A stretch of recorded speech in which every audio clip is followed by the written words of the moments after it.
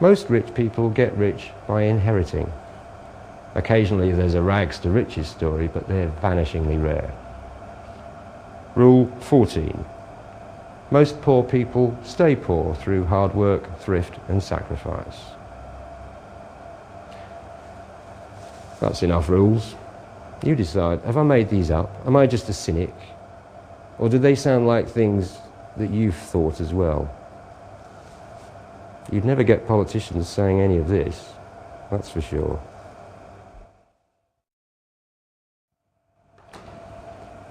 How did all this come about? You might think it's always been this way. It hasn't. But I'd have to spend all day on the history and prehistory of the human race to prove it. And we haven't got all day. Anyway, I'm not really trying to persuade you, only get you to understand what the point of view is. So instead, let's illustrate by analogy how it all started. I want you to imagine a nursery where 20 kids are playing happily. They have the odd spat now and again, but nothing serious.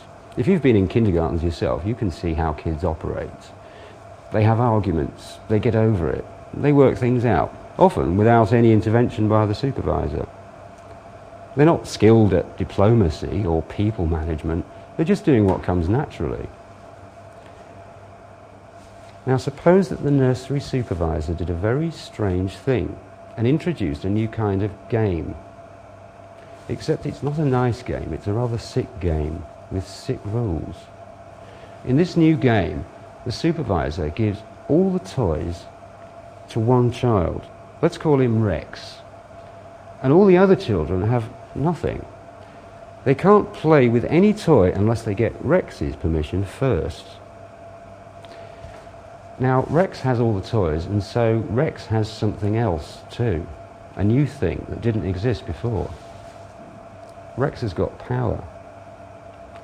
If other children want toys to play with, which they will do, being kids, they have to do what Rex says.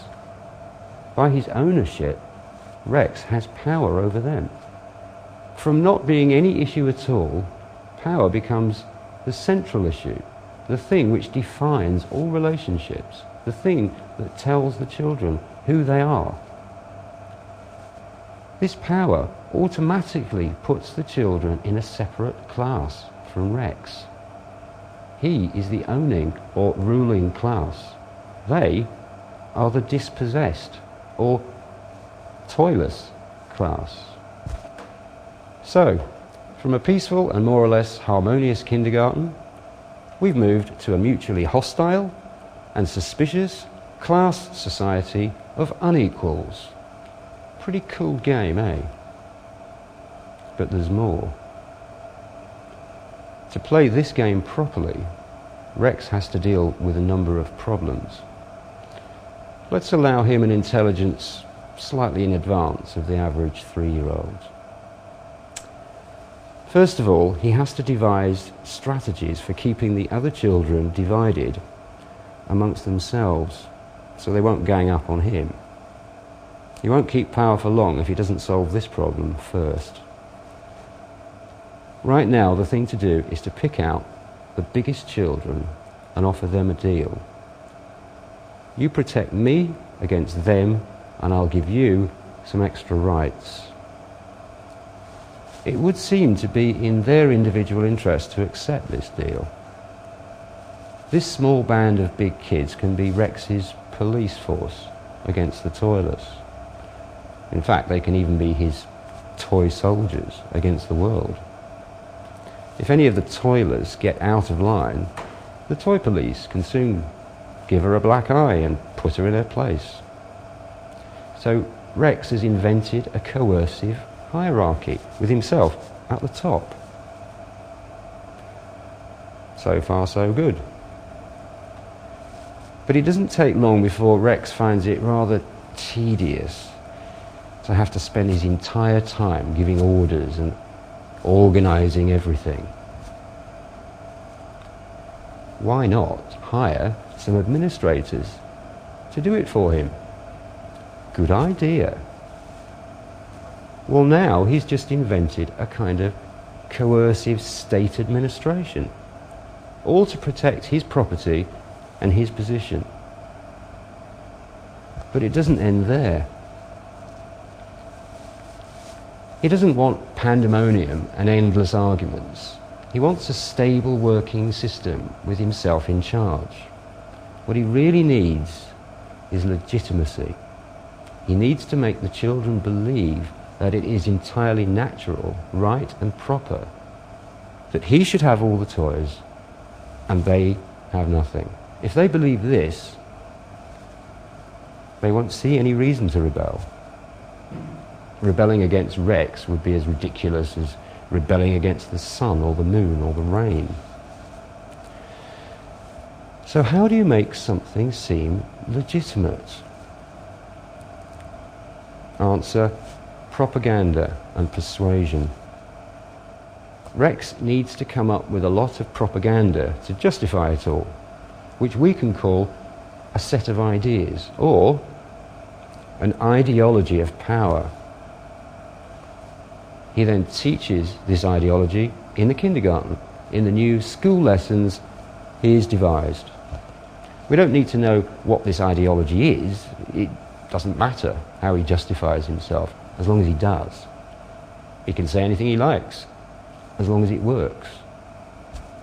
He can do other things too, like dress up in fancy clothes, maybe wear a wig when he's judging wrongdoers, sit on a tall chair so that he looks down on everyone, speak in a funny voice, use long or foreign words that he knows they won't understand.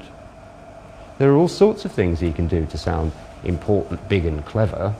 Eventually, if he does it right, they'll believe he is more important, big and clever than they are.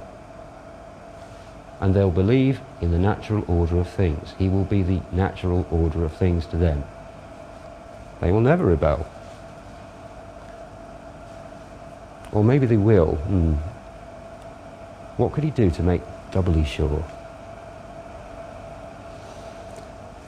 In the long run, the best trick is if he can teach them to hate each other. Whites and blacks, boys and girls, Jews and Gentiles, big ears and little ears. Again, whatever works. If they can never trust each other, they can never be too strong for him. So he starts to give treats to the white kids, but extra punishments to the black kids, saying that blacks don't really deserve any better. And he encourages the whites to bully the blacks. Ideology. Divide one way. Clever, hey? But not only that, he tells every boy to take a girl as his personal property. And if she doesn't like it, give her a black eye. He encourages boys to bully girls. Divide 2 ways. Then he can start on religion 3 ways, 4 ways, 5 ways. There are any number of possibilities because children are all different and you can exploit those differences. And when they're all fighting each other and he's got them running scared, he can tell them they're all basically criminals who need to be kept in control by his police. He can tell them that they need even more police, more criminal laws, more sin bins, more surveillance. If he's good at it, he can get the children themselves actually demanding more police, more laws, more sin bins, more surveillance. This might all sound very clever, but this is only the sort of thing Machiavelli used to make a living advising Italian princes about. As for the toyless children, it's no use having them just sitting there doing nothing. They should be doing something useful. Otherwise they'll be causing trouble. They need to be put to work. Well, a kindergarten should have new toys, shouldn't it? That's what it's there for. Well, that's what the toyless can do. They can make new toys for Rex. And in return, Rex might pay them with a little bit of temporary playtime. Call it holiday, or weekend, or leisure. Instead of toyless, they can be toilers. The dispossessed class can become a working class. They're kept too busy to think straight, and Rex gets more and more toys. Great. But there's more. Rex has got ambitions for expansion. And he's got his eye on a kindergarten over the road, and all the lovely toys in there. Not only that, but he's worried. His opposite number over there might be thinking about expansion too, into Rex's territory. What Rex needs to do is act first. Get across that main road with a big toy army. And don't forget, he can explain to all the children that it's all a question of defense, ideology.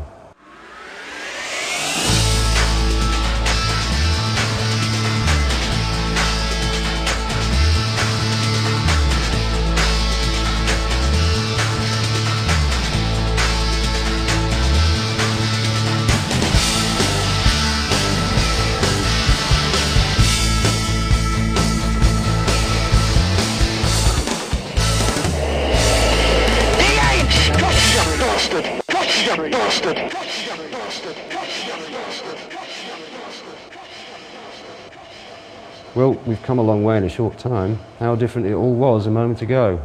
Remember the original kindergarten? The kids were all equals. They shared the toys. It was pretty much peace and harmony most of the time. If any kids whisper about those days now, Rex will have them beaten up or put in the corner or the sin bin, or just laughed at. Equality, peace, harmony, sharing. That's just a utopia, an idle dream, a kid's fantasy, says Rex. It never happened. It never existed. It never could happen, says Rex. Just look in the history books I've had printed especially for you. And anyway, says Rex, look at yourselves. You hate each other. You are evil. You beat each other up. You're nothing better than wild animals. You need a strong leader like me to keep you in line. If you were set loose and free to have all the toys, what would you do? You'd kill each other and burn the kindergarten down. I'm going to make you all read Lord of the Flies just to prove it. You're bad. That's why I'm in charge, says Rex. And you know what? The children agree with him. We're bad, they say. We can't trust each other. We have criminal natures. We need to be ruled. They believe every word of this because by now they're not children anymore. They've grown up and become what Rex wanted them to become. And they've forgotten their childhood dreams. They are adults. And they accept the world the way it is, the way it has to be. Utopias